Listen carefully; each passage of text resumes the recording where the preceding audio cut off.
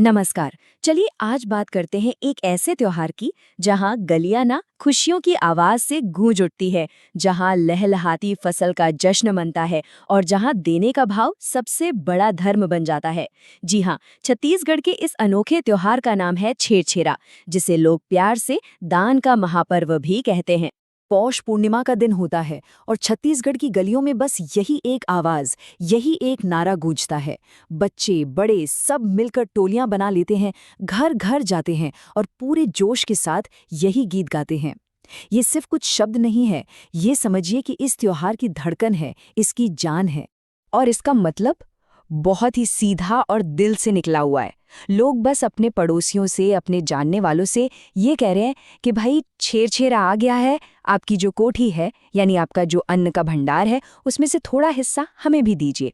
ये साझा करने का, खुशियां बांटने का एक बड़ा ही प्यारा सा न्योता है। तो चलिए इस त्योहार को थोड़ा और करीब से समझते हैं। आखिर ये छेरछेरा है क्या? ये सिर्फ दान मांगने या देने तक की बात नहीं है, ये उससे कहीं ज्यादा गहरा है। असल में ये फसल कटने की खुशी और दान की पवित्र भावना का एक बहुत ही खूबसूरत संगम है। इसे ऐसे समझिए, जब किसान अपने महीनों की मेहनत के बाद खरीफ की धान की फसल काटकर घर लाता है ना, तो उसके दिल में जो खुशी होती है वो उसे अकेले नहीं मनाता, वो उस खुशी को दान देकर सबके साथ बांटकर मनाता है। यही छेरछेरा का असली मतलब है। ये स्लाइड देखिए, ये इस त्योहार के पूरे सार को ना एक चक्र में बहुत खूबसूरती से दिखाती है। ये प्रक्रिया कितनी सुंदर है। पहला कदम है मेहनत, जब किसान फसल काटते हैं। दूसरा कदम है समृद्धि, जब उनके अन्न के भंडार भर जाते हैं। तीसरा है आभार, जब उसी खुशी में वो दान करते हैं। और चौथा है आशीर्वाद, ये एक विश्वास है कि देने से उनके भंडार कभी खाली नहीं होंगे, बल्कि और भरेंगे। ये प्रकृति और इंसानियत के बीच के एक अटूट रिश्ते जैसा है। और सच कहूं तो यही इस त्योहार की सबसे खूबसूरत बात है। इस एक दिन के लिए ना कोई बड़ा होता है, ना कोई छोटा। हर कोई याचक बनकर दान मांगता है और हर घर वाला अपनी खुशी और अपनी क्षमता के हिसाब से दान देता है। ये सामाजिक बराबरी का एक जीता जागता सबूत है। अब इस परंपरा की जड़ें सिर्फ समाज में ही नहीं, बल्कि हमारी पौराणिक कथाओं में भी बहुत गहरी हैं। चलिए देखते हैं कि देवताओं की कहानियां इस त्योहार को कैसे और भी खास बना देती हैं।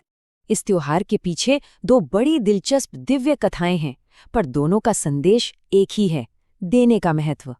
एक कहानी हमें जोड़ती है प्रकृति की देवी माता शाकंभरी से, जिनकी जयंती इसी दिन होती है और वो हमें फसल का आशीर्वाद देती हैं। और दूसरी कहानी तो खुद भगवान शिव की है, जिन्होंने याचक का रूप धरकर माता अन्नपूर्णा से भिक्षा मांगी थी। ये कहानी हमें एक बहुत गहरा सबक सिखाती है कि कुछ पाने के लिए पहले अपने अंदर के अहंकार को मिटाना पड़ता है। तो ये तो हुई पौराणिक बातें, पर चलिए अब कथाओं से निकलकर आज के जमाने में आते हैं और देखते हैं कि छत्तीसगढ़ में ये त्योहार किस जोश और उल्लास के साथ मनाया जाता है। अरे पूरे प्रदेश में धूम मच जाती है। रायपुर का जो ऐतिहासिक दूधाधारी मठ है, वहाँ एक बहुत बड़ा मेला लगता है, शाही स्नान होता है। यहाँ तक कि मुख्यमंत्री और बड़े बड़े अधिकारी भी इस परंपरा में हिस्सा लेते हैं और दान मांगते हैं। और घरों में चीला और गुलगुला भजिया जैसे खास छत्तीसगढ़ी पकवानों की खुशबू फैल जाती है, जो इस दिन को और भी यादगार बना देती है। तो अंत में छेरछेरा का सार क्या है? ये एक बहुत ही सुंदर चक्र है। पहले प्रकृति से पाना और फिर उसी को आभार के साथ अपने समुदाय को, अपने समाज को वापस लौटाना। ये सिर्फ एक त्योहार नहीं है, ये मिल बांटकर जीने का एक तरीका है, एक जीवन शैली है। और यही एक सवाल छेड़छेड़ा हम सब के लिए छोड़ जाता है। ये त्योहार हमें याद दिलाता है कि देने में ही असली पाना छिपा है। तो चलिए एक पल के लिए सोचें, जब हम किसी को कुछ देते हैं, चाहे वो थोड़ा सा अनाज हो या अपना थोड़ा सा वक्त, तो बदले में हमें सच में क्या मिलता है? शायद खुशी, संतुष्टि और एक दूसरे से जुड़ने का वो अनमोल एहसास, जो दुनिया की किसी भी दौलत से कहीं बढ़कर है।